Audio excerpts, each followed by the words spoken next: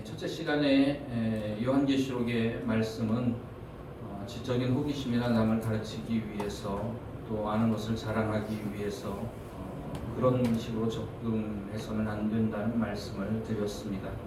요한계시록뿐만이 아니라 모든 성경의 말씀이 그렇죠. 그리고 두 번째 날에는 우리가 믿는 것, 예수님께서 반드시 속히 오시리라는 재림에 대한 소망입니다. 이것이 분명하고 확실하면 우리의 믿음도 또 그 소망도 더욱더 확실해지면 질수록 우리가 이웃을 사랑하고 하나님을 사랑하는 일들이 더 잘 이루어지게 되겠죠. 오늘날 재림의 소망이 너무나도 희박해지고 거기에 대해서 아무도 관심이 없습니다만은 예수님께서 약속하신 그 말씀 우리가 붙잡고 재림에 대한 소망 가운데 늘 살아갈 수 있기를 바랍니다. 오늘든 내일든 주님이 오시면 그때가 세상의 마지막이 될 것입니다. 또 주님이 오시기 전에 내가 이 땅을 떠나게 되면 그날이 주님 앞에 서게 되는 날이 올 것입니다. 우리가 그날을 기다리면서 마땅히 어떠한 사람이 되어야 할지 이 예언의 말씀을 읽는 자와 듣는 자와 또 그 가운데 기록된 대로 지키는 자가 복이 있도다. 바로 읽고 들을 뿐만 아니라 가르치고 배울 뿐만 아니라 가르치는 사람 배우는 사람 모두가 다 하나님의 말씀에 순종하고자 하는 욕구를 가지고 이 말씀을 또 성경의 모든 말씀을 대할 수 있기를 바랍니다. 이 말씀을 주신 사람들에 대해서 그 대상을 기록하고 있습니다. 오늘 우리가 읽은 말씀은 소아시아에 있는 7교회에 주어진 말씀입니다. 또한 소아시아에 있는 7교회뿐만이 아니라 오늘날 예수 믿고 구원받은 모든 사람들에게 주시는 하나님의 말씀이죠.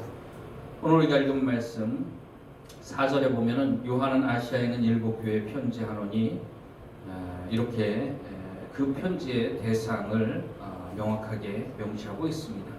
아시아에 있는 7교회, 소아시아라고도 표현을 하는데요. 오늘날의 터키 지역입니다. 오늘날의 터키 지역이라고 여러분들이 쉽게 생각을 하시면 되겠습니다. 예전에 참 우리가 성경에 대해서 무지했을 때에는 사도 바울이 아시아에서 복음을 전하려 할 때에 예수의 영이 허락지 아니하시는지라 기도하는 가운데 마게도냐로 넘어갔고 마게도냐 지방의 첫성 빌립보를 방문해서 거기서부터 마게도냐 지방에 복음을 전하게 되었다고 하는 성경의 사도행전의 이야기가 있습니다만 그 이야기를 참으로 무식했을 때는 원래 바울이 복음을 전하려고 했던 것이 아시아 지역이다. 중국, 일본, 우리나라 아시아 지역이다. 이렇게 해석을 하기도 했었던 참으로 웃을 수도 없는 그런 일들도 있었습니다. 근데 소아시아에 있는 7교회뿐만이 아니고 이 소아시아에 있는 7교회는 다 어떤 사람들이냐 하면 예수 믿고 구원의 확신을 가진 사람들입니다. 이 성경 말씀은 예수 믿고 구원받은 사람들이 주님의 재림을 어떻게 준비하면서 살아야 할지에 대해서 기록하고 있는 것이죠. 그것도 우리의 신앙이 점점 더 희박해질 때에 참으로 우리의 믿음이 점점 더 연약해질 때에 다시 한번 하나님께서 우리에게 주신 은혜를 생각나게 하면서 그 은혜를 받은 사람들이 구원받은 사람들이 마땅히 어떻게 행해야 할 것에 대해서 기록하고 있는 것을 보게 됩니다. 4절 이하의 말씀에 보면은 이제도 계시고 전에도 계셨고 장차 오실니 이제도 계시고 전에도 계셨고 과거에도 현재에도 미래에도 그렇게 이제도 계시고 전에도 계셨고 장차 오실리라고 표현되어지고 있는 분은 바로 성부 하나님이시라고 하는 것입니다. 성부 성자 성령 하나님은 삼위일체 하나님이시기 때문에 장차 오실이라고 하는 것도 예수 그리스도의 재림까지 포함되어 있지만 큰 틀에서는 하나님께서 인간을 다시 한번 찾아오시는 역사 그리고 새하늘과 새 땅으로 우리를 구원하시는 그 구원의 모든 과정이 하나님의 성부 하나님의 역사 가운데 이루어진다는 것을 기억할 때에 이제도 계시고 전에도 계셨고 장차 오실리는 성부 하나님을 의미한다고 봅니다. 그리고 그의 보좌 앞에 있는 7명 그의 보좌 앞에 있는 일곱 영이라고 표현해지고 있는데요. 이 일곱 영은 일곱은 여러분들이 아시다시피 완전 숫자입니다. 완전한 영은 세상에 단 한 분밖에 없습니다. 성령 하나님이시죠. 바로 거룩한 성령 하나님이 보좌 앞에 있는 일곱 영입니다. 그리고 5절 말씀으로 넘어가 보면 또 충성된 증인으로 죽은 자들 가운데서 먼저 나시고 땅의 임금들의 머리가 되신 예수 그리스도로 말미암아 우리 성자 예수님을 의미하는 거죠. 그러니까 성부 하나님의 역사, 성령 하나님의 역사, 그리고 성자 하나님의 역사, 이 삼위일체 하나님의 역사가 죄인들을 구원하시는 역사가 이 성부 하나님 삼위일체 하나님의 역사라고 하는 사실입니다. 그 삼위일체 하나님의 역사를 말하면서 그 하나님의 역사로 말미암아 우리가 은혜와 평강을 얻었노라 이렇게 5절에 기록하고 있죠. 은혜는 구원의 근거이고 조건입니다. 우리는 구원의 조건을 믿음이라고 알고 있잖아요. 그런데 믿음으로 구원받기 위해서는 하나님께서 은혜를 베풀어 주셔야만 됩니다. 하나님께서 은혜를 베풀어 주셔야 믿음으로 구원받는 겁니다. 그러니까 은혜가 구원의 근거요 원천적인 조건이 된다고 하는 것입니다. 하나님께서 누구든지 예수를 믿기만 하면 내가 너희 죄를 용서해 주시고 구원해 주시겠다고 약속하여 주셨기 때문에 그 은혜를 우리에게 베풀어 주셨기 때문에 그 은혜가 구원의 근거요 원천이 되고 그로 말미암아 우리가 믿음으로 값없이 구원을 받게 되었다고 하는 거죠.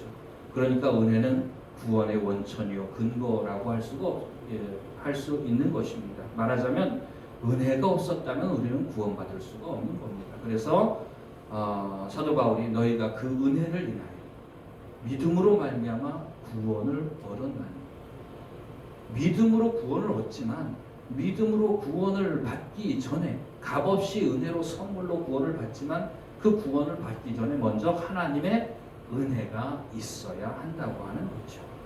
하나님이 죄인들을 사랑하시고 예수 그리스도를 이 땅에 보내주시고 예수님께서 세상 모든 죄인들의 죄를 대신하여 지시고 십자가에 죽으시고 하나님의 능력으로 죽은 자 가운데서 다시 살아나셔서 잠자는 자들의 첫 열매가 되게 하시고 모든 죽은 자들의 부활의 소망을 주시는 역사, 바로 그 하나님의 은혜가 구원의 원천이고 근거가 된다고 하는 것입니다. 그 은혜로 말미암아 믿음으로 구원받은 사람의 마음속에는 5절 맨 마지막에 평강이 임하게 되는 것입니다. 이 평강은 뭐냐 하면 하나님과의 관계가 회복되었다는 데서 오는 안도감입니다. 하나님이 나 같은 사람을 받아주셨다는 데에서 오는 안도감입니다.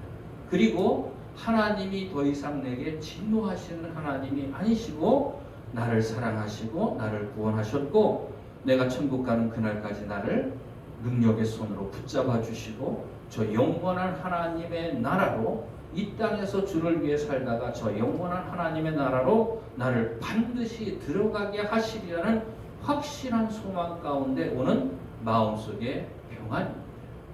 이것은 세상의 그 무엇으로도 가질 수 없는 평안이죠. 예수님께서 평안을 너희에게 주노라 하신 말씀이 바로 그 말씀입니다. 이 은혜와 평강이 예수 믿고 구원받은 모든 사람들의 마음속에 차고 넘치기를 주의 이름으로 축원을 드립니다. 오늘 우리가 읽은 말씀은 소아시아 일곱 교회에 주신 말씀이지만 그러면서 하나님과 성령님과 예수님의 삼위일체 하나님의 그 전적인 역사, 그로 말미암아 우리에게 은혜와 평강을 베풀어 주셨고 구원의 확신을 주신 것이 참 감사하고 놀랍죠. 왜 그렇게 역사를 하셨을까요? 나 같은 사람을 사랑하셨기 때문이라고 하는 것입니다. 오늘 우리가 읽은 말씀 5절 맨 마지막에 보면 우리를 사랑하사. 여러분 이 한 말씀을 읽으면 참으로 이 한 말씀에 담겨져 있는 것이 얼마나 크고 놀라운 의미가 담겨져 있는지 헤아릴 수 없는 하나님의 사랑, 그 크신 하나님의 사랑 말로 다 형용 못하네. 참으로 우리를 사랑하사, 정확히 말하면 나 같은 사람을 사랑하셨다는 뜻입니다. 나 같은 죄인을 사랑하셨고 나 같은 죄인을 구원하시기 위하여 내가 뭐길래 삼위일체 하나님이 나를 구원하시기 위하여 일심동체가 되어 역사하셨다고 하는 것입니다.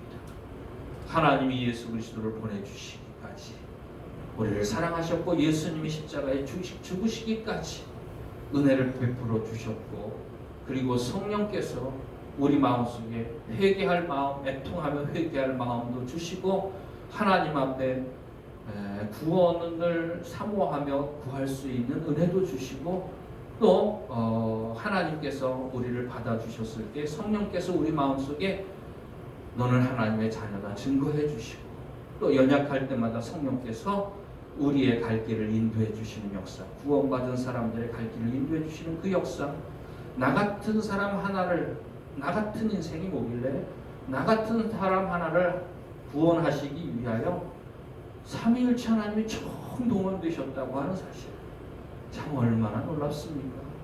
나 같은 사람을 사랑하셔서 그 은혜를 베풀어 주셨다는 사실, 여러분이 한 말씀 한 말씀을 그냥 허투루 흘려 읽거나 듣지 마시기를 바랍니다. 한 말씀 한 말씀 우리의 마음속에 새길 수 있기를 바랍니다.